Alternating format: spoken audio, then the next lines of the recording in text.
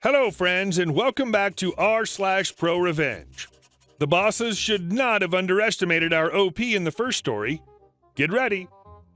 But before we begin, don't forget to subscribe to our channel if you're new here and turn on notifications so you don't miss a new video every single day. Here we go. I should leave? Sure, why not? About a year ago, right at the start of the pandemic, I was hired for an automated marketing company as a UX designer. They did mention they'll hire a senior above me as well. I was happy as this was my first ever job as a young bloke. The company founder was a guy in his early 30s whom I worked with very smoothly along with all other teams. 5 weeks later, this grumpy old CEO shows up from their parent company, which owned the one I worked for. He always had some negative comment to pass on to the team, although I was never treated badly yet, since they knew my importance. I was the only one driving their UX design work. They never hired a senior. I asked my founder of the company for a laptop, which they promised me when I first joined. The parent company CEO stopped them from giving that to me as he was very stingy and had no sense of productivity versus more hours of useless office sitting. I kept bringing my personal MacBook to work every day. One day, the tracking pad broke. I got PO'd at me losing money when they should have given me a device to work on. I kept pushing them for a good week or two, but the old guy, CEO, kept delaying with no intentions to provide me one. So I told him that I won't be coming into the office and I'll be working from home, given it's COVID times anyways, and the fact that it's my personal device. A week later, that parent company CEO called me into the office to discuss something else, but also asked me directly, why have I not been coming into the office? I told them that I won't bring my device every day to damage it further, as I should have been given one a long time ago. He started arguing, and I went back and forth with him while everyone watched with their jaws dropped. It wasn't shouting, but aggressive tone with loud voices than normal from both of us. At the end of it all, he said, "Don't give me that attitude, and if you don't like it here, then you can leave." Others jumped in, calmed the situation, but I made my mind to comply. As soon as I received the paycheck 3 or 4 days later, I resigned and wrote a letter to everyone explaining how pathetic his leadership was. Turns out 2 other guys resigned with me as well in protest of his ways. The project deadline got totally screwed. They couldn't find any UX designer to continue. More developers left as well. Their investor backed out, seeing their performance and inability to meet the deadline. They had to shut it all down. Couldn't even pay the office rent.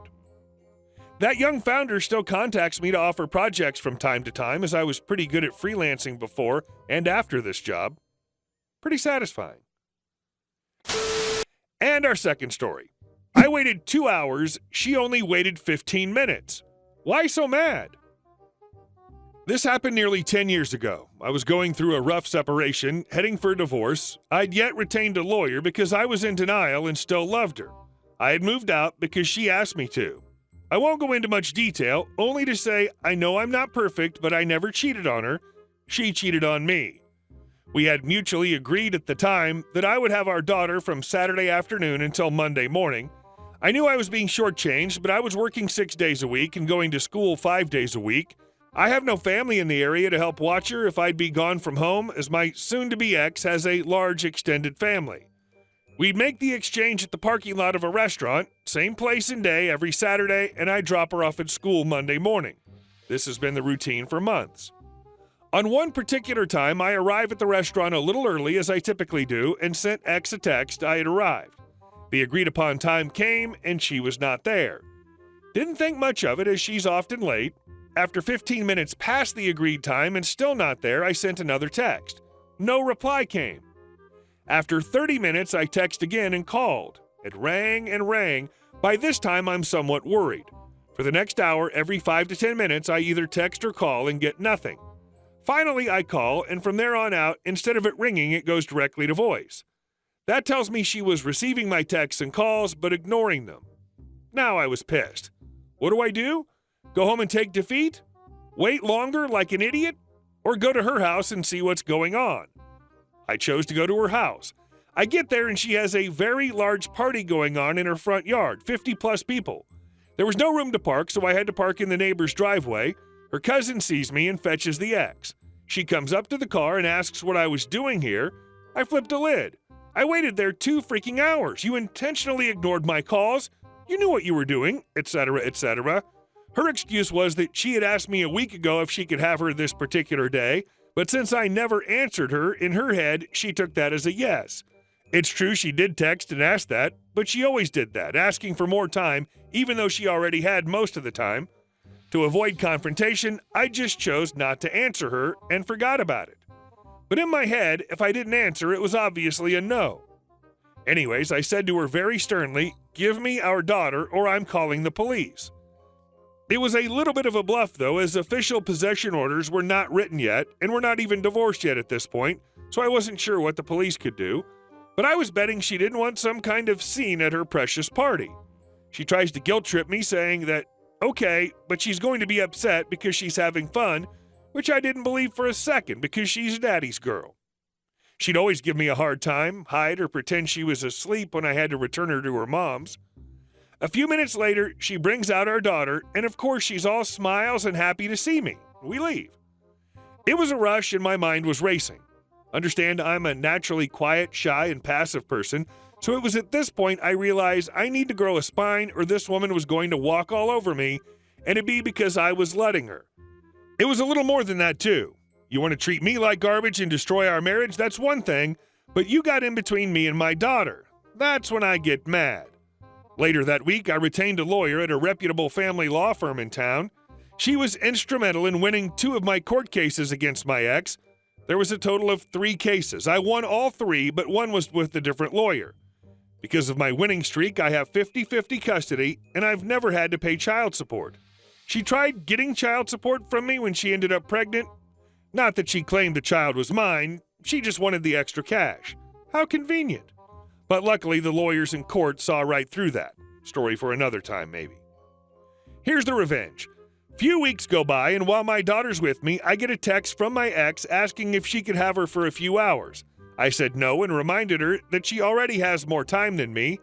After some begging and promises of repaying the time, I cave in and said, "All right, meet me at the restaurant in 20 minutes. She texted me 10 minutes later and informed me she was already there. Too bad for her, I had no intention of going. I didn't answer.